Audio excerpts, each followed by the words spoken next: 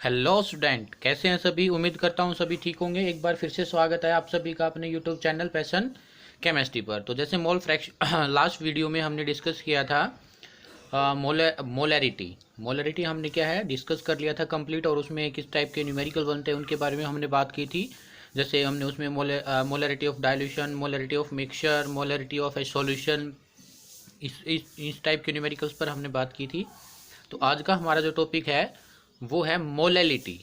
क्या है? मोलैलिटी। देखो दोनों में क्या है डिफरेंस है, एक तो मोलैरिटी होता है और एक मोलैलिटी होता है। ठीक है, तो आज का टॉपिक हमारा ये रहेगा। तो जिस किसी स्टूडेंट ने भी मोलैरिटी वाला कॉन्सेप्ट नहीं देखा तो प्लीज़ एक बार उसको ज़रूर देखिए, उसके बाद ही मोलैलिटी और नॉर्मेलिटी का वीडियो जो आप है वो देखना है। ठीक है, तो चलिए स्टार्ट करते हैं मोलैलिटी। तो मोलैलिटी क्या होता है, इसको डिफाइन करने के लिए फिर से वही बात आपकी क्या है सॉल्यूशन बनाओगे, लेकिन इसमें एक स्पेशल केस बनता है। वो क्या होता है, आप जैसे मोलैरिटी में क्या पढ़ते हैं, number of moles present in 1 litre of solution. तो जो आप डिवाइड में लिखते थे वहां पर सॉल्यूशन लिखते थे। क्या लिखते थे?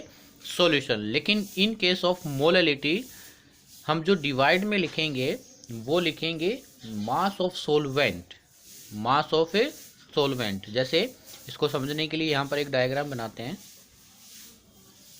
ठीक है, ये हमने क्या किया, एक डायग्राम बनाया और इसमें क्या कह रहा है आपको, ये सॉल्यूशन बना लिया। चलो ठीक है, आपने क्या किया, ये सॉल्वेंट है, ये आपका क्या है सॉल्वेंट है, और इसमें आपने क्या किया सॉल्यूट को ऐड किया, इसको ऐड किया सॉल्यूट को। तो ये कह रहा है कि number of moles of solute, यानी कि number of moles of solute कितने प्रेजेंट है सॉल्वेंट के अंदर। और ये सॉल्वेंट कितना होना चाहिए, 1 किलोग्राम। कितना होना चाहिए, 1 किलोग्राम। तो 1 किलोग्राम में आपके number of moles of solute कितने, इसी को हम क्या कहेंगे, मोलैरिटी। ठीक है और ये वीडियो सभी स्टूडेंट के लिए वैलिड होने वाला है, चाहे वो किसी भी बोर्ड एग्जाम की तैयारी कर रहे हैं, कॉम्पिटिटिव लाइक एचटेट है या जेई है, नीट है, एमएनएस है, सभी के लिए वैलिड होगा। और प्लीज़ चैनल को वीडियो को स्टार्ट करने से पहले सब्सक्राइब जरूर करें। तो चलिए स्टार्ट करते हैं molality. It is defined and थी, जैसे हमने इस डायग्राम में समझा है ऐसे इसको डिफाइन कर लेंगे। It is defined as the number of moles of solute present in 1 kilogram of solvent, 1 kilogram of solvent. तो बच्चे यहीं पर गलती करते हैं, यहाँ पर सॉल्यूशन लिख देते हैं 1 किलोग्राम ऑफ सॉल्यूशन, जो कि गलत होता है। ठीक है, it is represented bye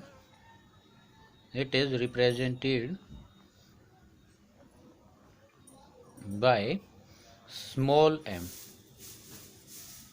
M से रिप्रेजेंट किया जाता है। क्लियर है? तो अब इसके फॉर्मूले की बात कर लेते हैं। Small m is equal to, number of moles को आप स्मॉल एन से रिप्रेजेंट कर रहे हो, और यानी कि 1 kg आप जो है ये यूनिट किसकी होती है, मास की, मास of solvent, mass of A solvent in kilogram. इसको फिर और ओपन करके लिखते हैं। तो आपको पता है नंबर ऑफ मोल्स कैसे निकालते हो। ठीक है, अब तो याद हो गया होगा, given weight by molecular mass mm, तो W by molecular mass mm into mass of solvent कैसे लिख देंगे हम, MS। ये MS क्या है, मास ऑफ सोलवेंट इन किलोग्राम। अगर आपको क्या दे रखा है, इसी को वैल्यू थोड़ा सा मॉडिफाई और कर सकते हैं हम, किलोग्राम में है, ग्राम में लेंगे तो क्या करेंगे, W by molecular mass into mass of solvent in gram. Gram में कन्वर्ट करने के लिए इसको किससे कहोगे, डिवाइड करोगे 1000 से, और डिवाइड के भी डिवाइड में है तो क्या ये ऊपर जाकर के क्या हो जाएगा, मल्टीप्लाई आ जाएगा। तो ये क्या आ जाएगा आपका मोलैलिटी का फॉर्मूला। किसका फॉर्मूला बन गया ये, मोलैलिटी। ठीक है, मोलैलिटी। यहाँ पर क्या है, W given weight molecular mass, weight किसका होगा, सोल्यूट का, और ये मोलिकुलर मास भी किसका लेना है आपको, सोल्यूट, और ये molecular mass of solvent, S for solvent लिख लेना है आपको ये, ठीक है। और ये से मल्टीप्लाई कर सकते हो। स्मॉल m क्या है, मोलैलिटी ऑफ द सॉल्यूशन। कैसे निकालोगे आप स्मॉल m? तो चलिए क्वेश्चन करते हैं। इसका तो आपको पता ही होगा। आपको अगर ऐसे दे दें molality of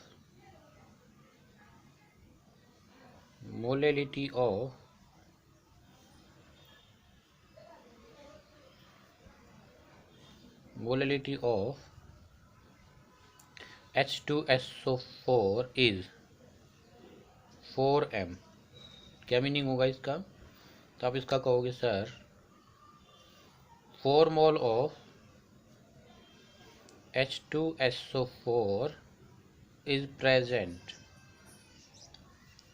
present in 1 kilogram of water.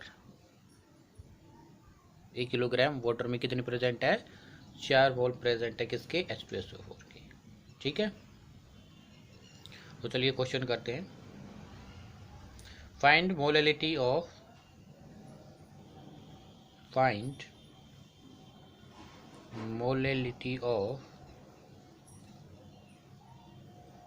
आपको दिया है first 20 gram NaOH, 20 gram NaOH dissolved in 100 gram of solution, 100 gram of solution. तो आपको इसकी क्या फाइंड आउट करनी है? मोलैलिटी। फॉर्मूला लिखिए।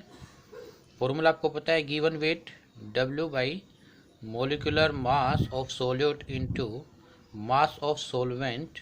अगर आपको ग्राम में है, क्योंकि ग्राम में लिया तो ग्राम में इनटू 1000। लेकिन देखो आपको अब गिवन क्या क्या है, फिर से वही बात है, गिवन क्या क्या है हमें वो लिखते हैं यहाँ साइड में। गिवन जो दे रखा है आपको, वेट दे रखा है कितना? NaOH का 20 ग्राम। मोलिकुलर मास निकाल लेंगे हम। एक NaOH का, एक Na का कितना होता है? 23।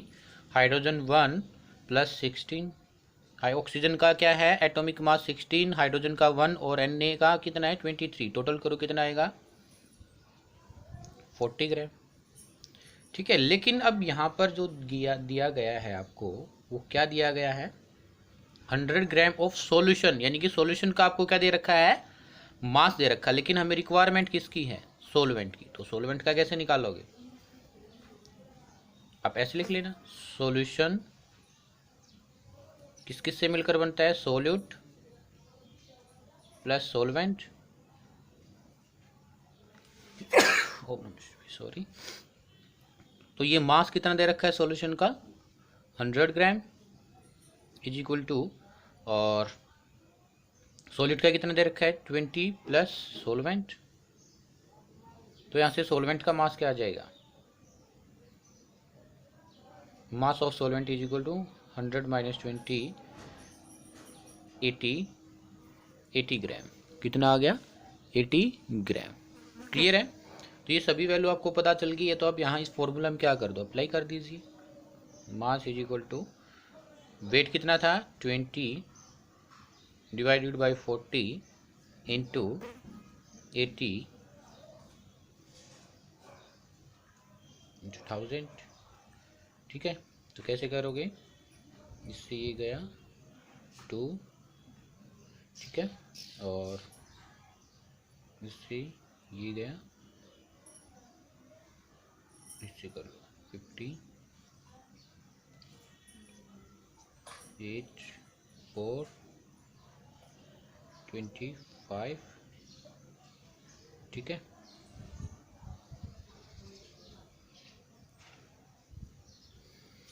तो कितना आ गया? इसको आप सोल्व करोगे, जो आपकी रिमेनिंग वैल्यूज रहेगी वो आएगी 6.25 मोल्स पर किलोग्राम। यूनिट क्या होगी? पर किलोग्राम, ठीक है, पर केजी। 6.25 पर केजी, ठीक है। ऐसे एक न्यूमेरिकल है और उसको भी डिस्कस कर लेते हैं। डेंसिटी से कैसे कोरिलेट करोगे आप? If 0.85 gram of NH3 is dissolved. NH3 is dissolved in 100 ml of solution. 100 ml of a solution. Find molality. Find molality if density of solution is 1.2 gram per ml. 1.2 ग्राम पर ml। ठीक है, तो फिर से वही बात, गिवन क्या है, फॉर्मूला अप्लाई कीजिए जल्दी से और वीडियो को पॉज करके ट्राई कीजिए। कर लिया 1 2 3। तो चलिए करते हैं सॉल्व करने की ट्राई। बिल्कुल इजी है। मोलरिटी आपको पता है, W by molecular mass into mass of solvent और मल्टीप्लाई बाई 1000। ऐसे ही करते हो ना। अब यहाँ पर जो हमें गिवन है वो लिख लेते हैं और किस चीज़ की रिक्वायरमेंट होगी वो फाइंड आउट कर लेंगे। ठीक है, गिवन आपको वेट दे रखा है इसका 100 ml ऑफ सॉल्यूशन, यानी कि लेस अमाउंट में कौन है, NH3। तो वेट ऑफ सॉल्यूट कितना है, 0.85 ग्राम। इतना वेट आपको दिया गया है। ओके, आपको क्या दे दिया, वॉल्यूम दे दिया है। Volume of solution, volume of solution कितना है, 100 ml। कितना है, 100 ml। और क्या दिया गया है आपको, डेंसिटी। डेंसिटी जो गिवन है वो कितनी है, 1.2 ग्राम पर ml। तो इसमें देखो हमें गिवन वेट हमारे पास है, ये रहा। मास, मोलिकुलर मास हम क्या है फाइंड आउट कर लेंगे, किसका, NH3 का। तो कैसे करेंगे, मोलिकुलर मास ऑफ NH3 कितना आएगा, एक नाइट्रोजन कितना होता है 14, 3 हाइड्रोजन है तो कितना आ जाएगा +3 17। लेकिन हमारे पास मास ऑफ सोलवेंट नहीं है। क्या नहीं है, मास ऑफ ए सोलवेंट नहीं है। वो कैसे फाइंड आउट करोगे, तो आपको किसकी हेल्प लेनी पड़ेगी, यहाँ से डेंसिटी और ये जो वॉल्यूम दिया गया है इसकी हेल्प लेनी पड़ेगी। आपको पता है एज वी नो दैट जो डेंसिटी होती है, लिख लेना एक बार, मैं नेक्स्ट पेज कन्वर्ट करने वाला हूँ। ठीक है, लिख लिया। चलिए, डेंसिटी क्या होता है, मास अपॉन वॉल्यूम। हमें फाइंड आउट क्या करना है, अगर आपको डेंसिटी दे रखी है सॉल्यूशन की और वॉल्यूम भी सॉल्यूशन का ही दे रखा है, तो मास जो निकलेगा वो किसका निकलेगा, सॉल्यूशन का। तो मास इज इक्वल टू क्या आएगा, वॉल्यूम। आपको डेंस कितनी दे रखी थी डेंसिटी, इसको इधर लेके आओगे तो क्रॉस मल्टीप्लाई हो जाएगा, डेंसिटी इंटू वॉल्यूम। और आपको डेंसिटी कितनी दे रखी है 1.2, वॉल्यूम कितना है 100, तो कितना आ जाएगा, मास 120 ग्राम। पुट कर दो, मोलरिटी वाले इक्वेशन में पुट कर दीजिए आप। अभी कैसे पुट करोगे, अभी तो किसका है, सॉल्यूशन का। Mass of solution, mass of solution is equal to 120 gram. फिर इसके बाद मास ऑफ सॉल्वेंट निकाल लोगे। कैसे निकालोगे, 120 माइनस 0.85। ठीक है, तो सभी वैल्यू आपके पास हैं। यहाँ से क्या वैल्यू आएगी, इसको इसमें से माइनस करोगे तो। ठीक है, बताना कमेंट बॉक्स में क्या आया जल्दी से, मैं वैल्यू पुट कर देता हूँ तब तक। मास ऑफ सॉलिड कितना आ गया है 0.85, मोलिकुलर मास 17 इंटू आप लिख सकते हो ये 120 माइनस 0.85 इंटू 1000। ठीक है, इसको सॉल्व कर लेना और कमेंट बॉक्स में आप आंसर बताएंगे कि क्या आंसर आया। क्लियर है? तो ऐसे आप क्या है इनडायरेक्टली वे से भी मोलैलिटी निकाल सकते हैं। ओके, सिर्फ आपको पीछे वाले कॉन्सेप्ट अच्छे से क्लियर होना चाहिए। और आप देख पा रहे हो पीछे वाला कॉन्सेप्ट हमें बार बार यूज कर रहे हैं। ठीक है, इसके बाद जो नया टॉपिक है हमारा वो है नॉर्मेलिटी।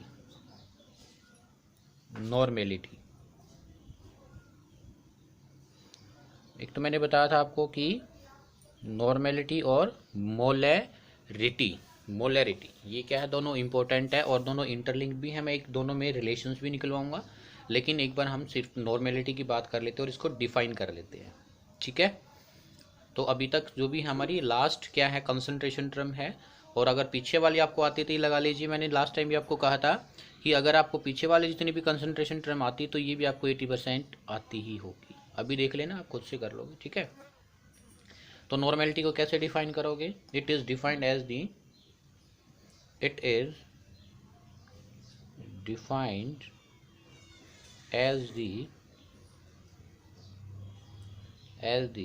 नंबर ऑफ, अभी ध्यान से देखना आपको, gram equivalent, number of a gram equivalent of solute present in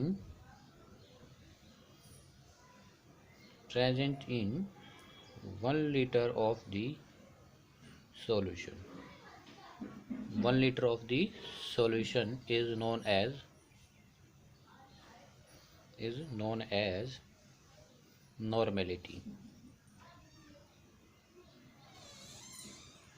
इसको हम क्या कहेंगे? Normality. It is represented bye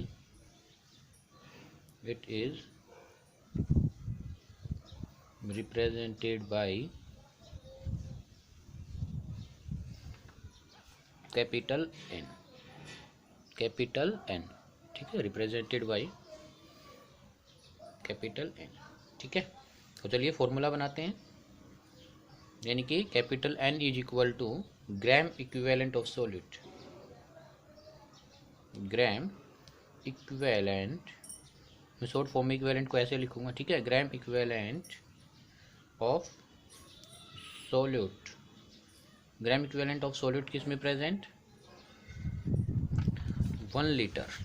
किसमें? 1 लीटर ऑफ सॉल्यूशन। ठीक है, 1 लीटर ऑफ सॉल्यूशन, या आप कह सकते हो वॉल्यूम किस में होगा? लीटर में। आप ऐसे भी लिख सकते हो इस चीज़ को। फिर बात आएगी सर ये ग्राम इक्विवेलेंट क्या होता है? अब ये और तो हमें समझ में आ गया कि जैसे लीटर हमने यहाँ मोलरिटी के केस में भी लिखा था, लेकिन यहाँ पर अब सिर्फ स्मॉल चेंज है, वो है ग्राम इक्विवेलेंट का। वो क्या होगा तो वो देख लीजिए। कुछ नहीं, ग्राम इक्विवेलेंट निकाल लो। ग्राम इक्विवेलेंट कैसे निकालोगे? जो आपको गिवन वेट होगा, गिवन वेट यानी कि जो आपको W की वैल्यू होगी उसको आप ग्राम एटॉमिक मास से क्या कर दोगे?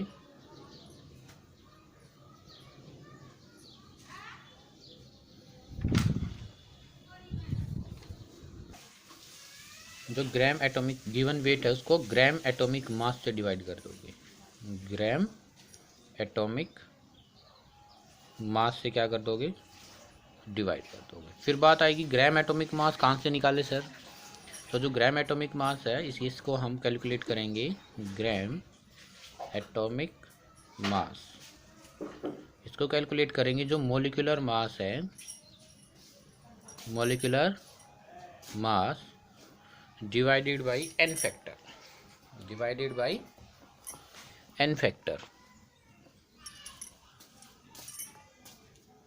हम उसको किससे डिवाइड कर देंगे? एन फैक्टर से डिवाइड कर देंगे, तो जो हमारा आएगा वो ग्राम एटॉमिक मास आएगा। क्लियर है? देखो फिर से बता रहा हूँ, नॉर्मेलिटी क्या होती है? Gram equivalent of solute present in 1 litre of the solution. ठीक है, तो ग्राम इक्विवेलेंट कैसे निकाला हमने? जो गिवन वेट है W उसको ग्राम एटॉमिक मास से डिवाइड कर दिया। फिर हमें ग्राम एटॉमिक मास की वैल्यू निकालनी पड़ी, तो ग्राम एटॉमिक मास की वैल्यू कैसे निकाले आपने? Molecular mass divide by N factor. तो ये सभी वैल्यू आप इस इक्वेशन में क्या है पुट कर सकते हो।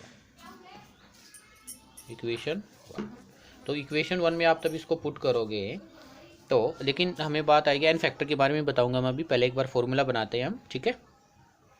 तो अगर इसमें हमने क्या किया, इस वैल्यू को पुट किया तो यहाँ पर क्या आया, इक्वेशन 1 में पुट किया, पहले इक्वेशन 1 में इस वाली को पुट करोगे, फिर इसमें जो वैल्यू है फिर इसको इसमें पुट करोगे। तो इसमें पुट करने के बाद मैं डायरेक्ट लिख रहा हूँ, ठीक है।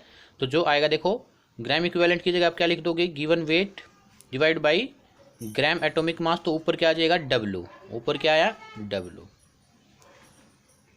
और नीचे ग्राम एटॉमिक मास रहा, तो ग्राम एटॉमिक मास के इसकी वैल्यू रखोगे ग्राम एटॉमिक मास की, तो इसकी वैल्यू क्या है मोलिकुलर मास, मोलिकुलर मास को मैं M से लिख रहा हूँ, और इसके भी डिवाइड में क्या आ जाएगा एन फैक्टर, यानी कि डिवाइड के भी डिवाइड में हो तो वो ऊपर कहाँ चला जाता है, मल्टीप्लाई में, कहाँ चला जाएगा मल्टीप्लाई में इनटू, और इस वाले इक्वेशन में हमारे पास क्या है वॉल्यूम है ही, तो वॉल्यूम इन लीटर, तो N is equal to N into W divide by molecular mass into volume in ml, अगर ml में लोगे तो क्या है 1000 से इसको मल्टीप्लाई कर लीजिए, ये हमारे पास एक फॉर्मूला आ गया। देखो फिर से देखो, फिर से देख लीजिए, चलो मैं करके ही दिखा देता हूँ, इधर साइड में करके दिखा दे रहा हूँ, ठीक है। ये जो n फॉर्मूला बन रहा है, ये पहले ये वाली वैल्यू हमने इसमें पुट की, तो ये वाली वैल्यू इसमें पुट करने के बाद n इज इक्वल टू क्या आएगा हमारे पास W given weight divide by gram atomic mass into volume in litre, फिर ग्राम एटॉमिक मास की वैल्यू क्या है N is equal to W, gram atomic mass की वैल्यू क्या है molecular mass divide by N factor into volume in litre. देखो ये divide है, इसके भी डिवाइड में N, तो ये ऊपर चला जाएगा, तो ये मैंने ऊपर लिख दिया है, वॉल्यूम ml में लोगे तो क्या है 1000 से मल्टीप्लाई कर दोगे, तो हमारे पास ये फॉर्मूला बन के रेडी हो चुका है, ठीक है। आया सभी को समझ। फिर इसके बाद एन फैक्टर की बात कर लेते हैं। एन फैक्टर, एन फैक्टर क्या होगा, बिल्कुल ध्यान से समझना है। एन फैक्टर जो यहाँ पर आपके 11th क्लास में आपको एन फैक्टर लेना है, ये लेना है एसिडिटी या बेसिसिटी, एसिडिटी या बेसिसिटी, ठीक है। और इसको जो एन फैक्टर, ये नंबर ऑफ आयंस भी हो सकते हैं, नंबर ऑफ आयंस, ठीक है। और क्या हो सकता है, नंबर ऑफ इलेक्ट्रॉन ट्रांसफर भी हो सकता है। एन की वैल्यू क्या हो सकती है, नंबर ऑफ, एन फैक्टर क्या होता है नंबर ऑफ इलेक्ट्रॉन ट्रांसफर, ठीक है। एक एक एग्जांपल मैं सभी का बता दे रहा हूँ, okay. Number of ions, number of electrons, ये कैसे कैसे क्या होगा, इतना एक बार आप जल्दी से वीडियो को पॉज करके लिख लीजिए। लिख लिया, चलिए। N factor in case of, N factor in case of acid और बेस, जो एसिडिटी बेसिसिटी वो एसिड बेस से रिलेटेड है, तो उस केस में हम कैसे फाइंड आउट करेंगे वो देख लीजिए।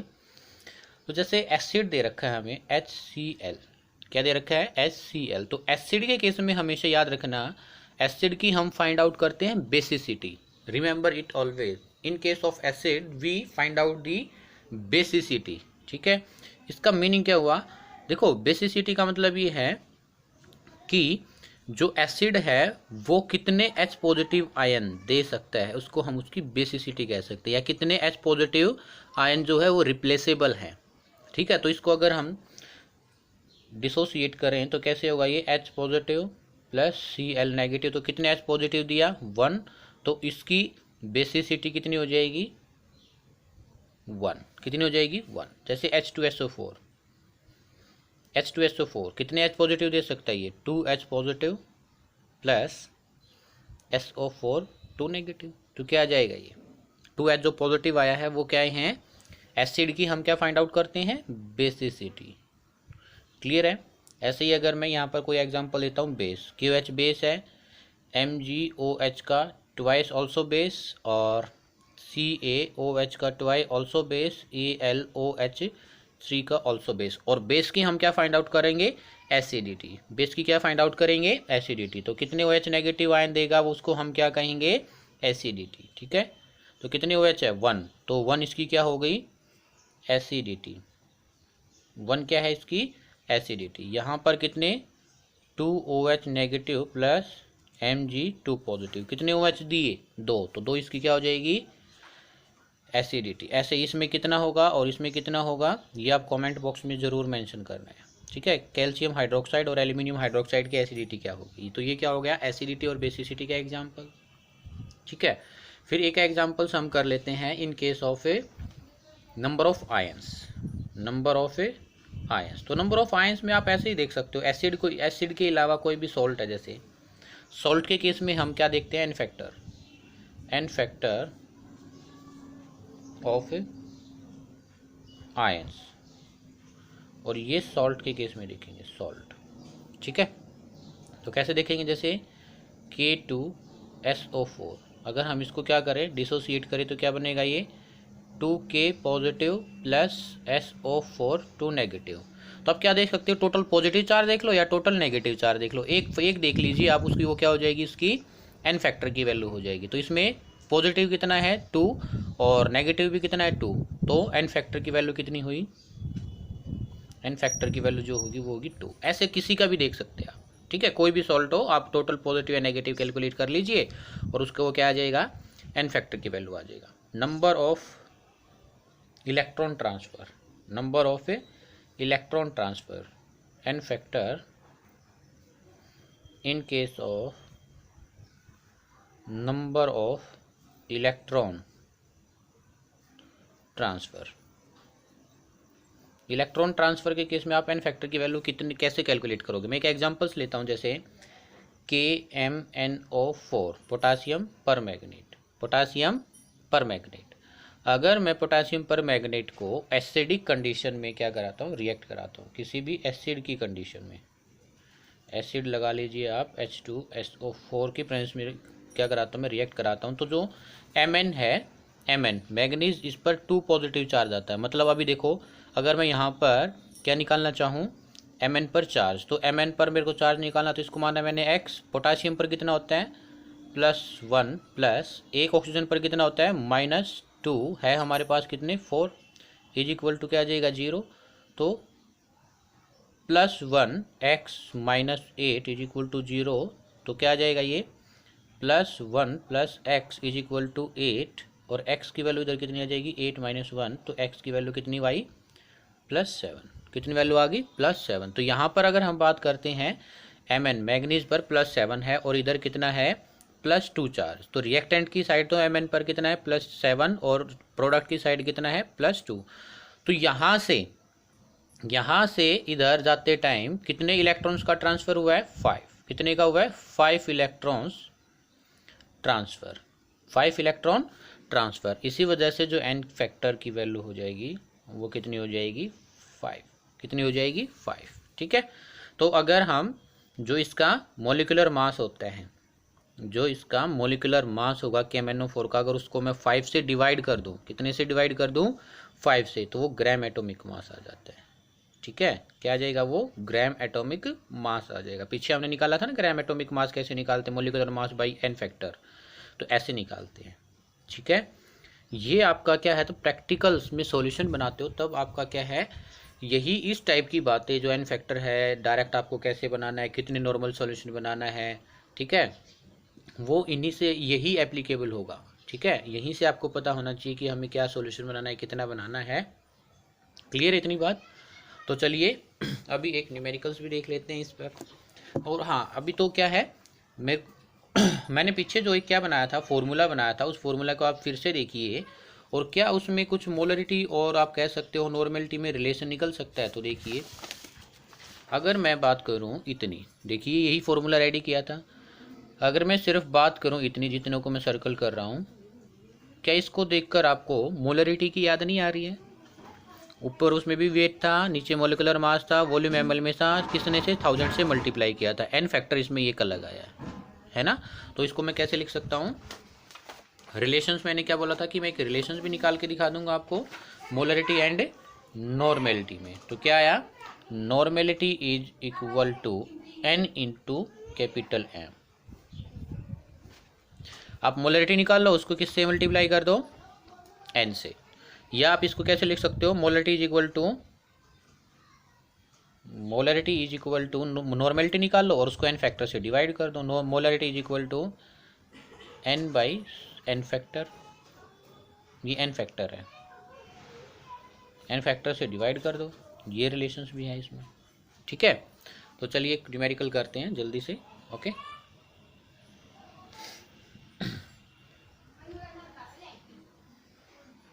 if 9.8 gram of H2SO4 are present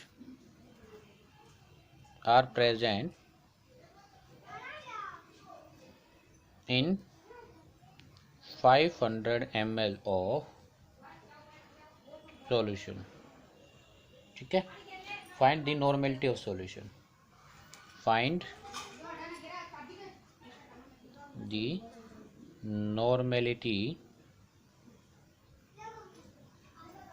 normality of solution. हमें सॉल्यूशन की नॉर्मेलिटी फाइंड आउट करनी है, ठीक है। तो कैसे करेंगे बताओ, पहले फॉर्मूला लिख लें।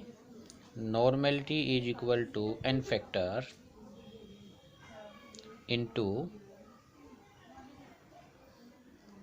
Given weight divided by molecular mass into volume in ml if given, then multiply by 1000। यही है, ठीक है। आपको गिवन क्या क्या है देखिए एक बार। 9.8 ग्राम ऑफ H2SO4, W की वैल्यू आपको गिवन है, यस सर गिवन है। 500 ml वॉल्यूम गिवन है, यस सर गिवन है। मोलिकुलर मास H2SO4 का आप कैलकुलेट कर लोगे, 98 आया था, कर लेंगे सर। फिर रह क्या गया, n फैक्टर आप H2SO4 को डिवाइड करो, कितने H पॉजिटिव में देगा। ये एसिड है तो एसिड की क्या फाइंड आउट करेंगे, बेसिसिटी। इसकी बेसिसिटी कितनी आएंगी, कितने H पॉजिटिव है, ऊपर भी सिखाया मैंने आपको, 2 देगा तो n की वैल्यू भी क्या हो जाएगी 2। तो सभी वैल्यू पता है, डायरेक्ट पुट कर रहा हूँ मैं, एक बार आप अपने अच्छे से घर पर नोटबुक में इसको कर सकते हैं, ठीक है।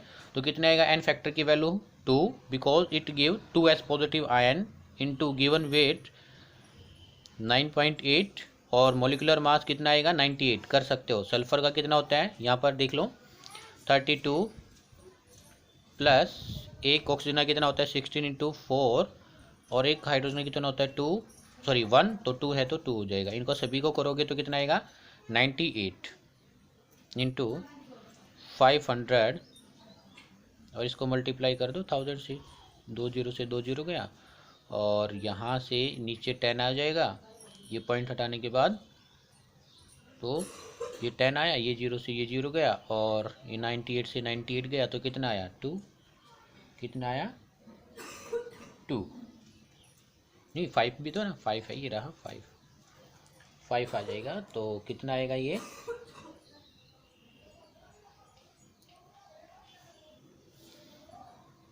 तो 2/5 तो कैसे है इसको 0.0 तो कितना आएगा 0.4 नॉर्मल, कितना आएगा 0.4 नॉर्मल, क्लियर है। और ऐसे ही इसमें एक टाइप बनता है, मैं बता दे रहा हूँ आपको, जैसे हमने पीछे मोलरिटी के केस में किया था। अगर आपको दे रखा है सेमी नॉर्मल, तो सेमी नॉर्मल का क्या मीनिंग होगा 1/2, बाई मोलर का क्या होगा बाई नॉर्मल का क्या होगा 2n, सेंटी का क्या होगा 1/100, डेसी का क्या होगा 1/10। इस टाइप से भी आप न्यूमेरिकल्स कर सकते हैं इसमें।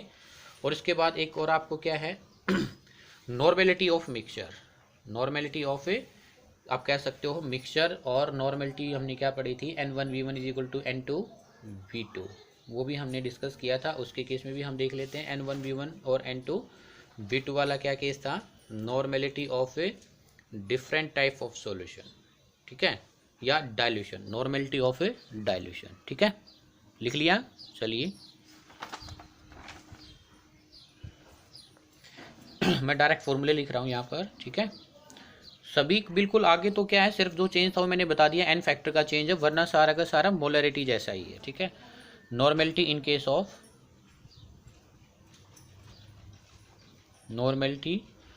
Case of dilution, in case of dilution. Assume कीजिए हमारे पास एक सॉल्यूशन ये है, इसकी नॉर्मेलिटी कितनी है N1, वॉल्यूम कितना है V1, ठीक है। और इसमें हमने डाइल्यूशन किया यानी कि वाटर का एडिशन किया, तो क्या होगा, सिर्फ वॉल्यूम क्या होगा, नॉर्मेलिटी भी चेंज आएगी, यानी कि नॉर्मेलिटी डिक्रीज हो जाएगी, वॉल्यूम क्या हो जाएगा, इंक्रीज। तो जो नॉर्मेलिटी डिक्रीज हुई इसको क्या लिखा मैंने N2, वॉल्यूम इंक्रीज हुआ इसको क्या लिखा V2। देखो क्यों हुआ, यहाँ पर नंबर ऑफ मोल्स, नया कह सकते हो number of gram equivalent of solute, आप कह सकते हो कि number of gram equivalent of solute present थे कितने में, यहाँ पर कह सकते हो आप 500 ml। 500 ml में जो number of gram equivalent present थे वो कितने थे, 5। कितने थे, 5। लेकिन यहाँ आपने 200 क्या किया और वाटर का एडिशन कर दिया, तो यहाँ पर कितना हो गया वॉल्यूम, 700 ml। 700 ml में अब भी कितने हैं, 5 ग्राम इक्विवेलेंट। देखो तो 5 ही प्रेजेंट है ना, लेकिन वॉल्यूम इंक्रीज होगा, तो पर यूनिट वॉल्यूम नॉर्मेलिटी क्या हो रही है, डिक्रीज। इसी वजह से N1 V1 is equal to N2 V2 हो जाएगा, जैसे हमने मोलरिटी के केस में पढ़ा था। किसके केस में पढ़ा था, मोलरिटी के केस में पढ़ा था। तो ये क्या आ जाएगा, N1 V1 is equal to N2 V2। तो अगर डायल्यूशन का आपके पास केस है तो इस टाइप से आप क्या निकालोगे, वहाँ पर नॉर्मेलिटी आपको N1 गिवन हो सकता है, V1 गिवन हो सकता है और V2 गिवन हो सकता है, N2 की वैल्यू फाइंड आउट कर सकते हो, जैसे हमने मोलरिटी का केस लिया था, ठीक है। Normality in case of mixture, normality in case of mixture, ये डाइल्यूशन का केस था, ये मिक्सचर का केस है। फिर से वही, अगर हमारे पास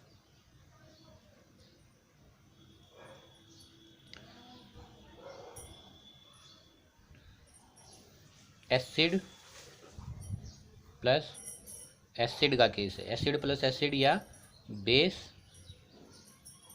प्लस बेस का केस, बेस प्लस बेस या एसिड प्लस एसिड का केस है, तो उस टाइप पर आपका क्या फॉर्मूला होगा, ये एक सॉल्यूशन है, इसकी नॉर्मेलिटी N1 V1 प्लस ये अदर सॉल्यूशन है, इसकी नॉर्मेलिटी N2 वॉल्यूम V2, इन दोनों को मिक्स किया तो ऐसे ही हुआ था हमारा, नॉर्मेलिटी क्या रहेगी सेम, और ये क्या आ जाएगा V1 प्लस V2, ये एक अदर सॉल्यूशन बन गया था। तो इसी टाइप से मैंने मोलरिटी का केस भी बनाया था, ठीक है। तो यहाँ से N कैसे निकाल सकते हैं, N1 V1 plus N2 V2 divide by V1 plus V2।